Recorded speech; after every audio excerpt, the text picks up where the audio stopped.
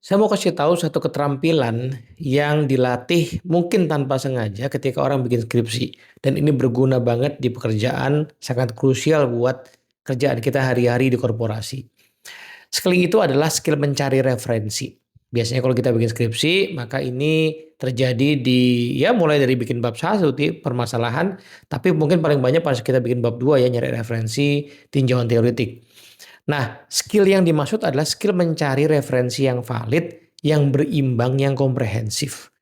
Nah, itu tuh terlatihnya pada saat skripsi. Kalau kita pernah bikin skripsi, dosen kita kemungkinan akan sangat teliti ya. Wah, ini teorinya nggak valid, sudah terlalu lama, sudah banyak yang mengcounter, atau ada pandangan lain yang sebenarnya berlawanan.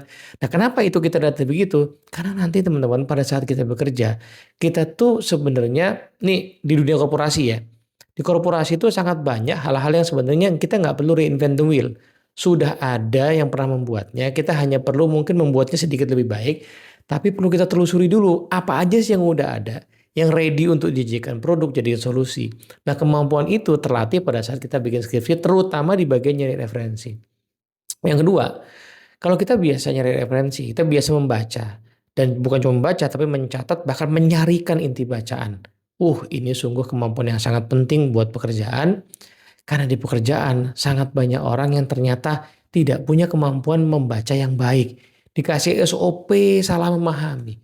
Dikali petunjuk teknis, nggak bisa nangkep esensinya apa. Dikasih panduan guidance, nggak dibaca juga, dibaca pun nggak ngerti isinya. Kenapa? Bukan karena panduannya rumit panjang, panduannya harus seperti itu memang. Tapi kemampuan membacanya yang lemah akibat tidak sungguh-sungguh mungkin pada saat bikin skripsi. Kalau kita sungguh-sungguh belajar membaca dengan baik pada saat bikin skripsi, kemungkinan baca panduan, guidance, SOP itu mudah saja. Karena logikanya sama gitu ya. Nah, inilah yang kadang-kadang nggak disadari oleh orang. Kenapa ada orang yang lulusan S1 dengan baik, kok kayaknya cepat nangkep, kok kayaknya kritis, analitis. Nah, itu dampak dari kuliah dia tuh.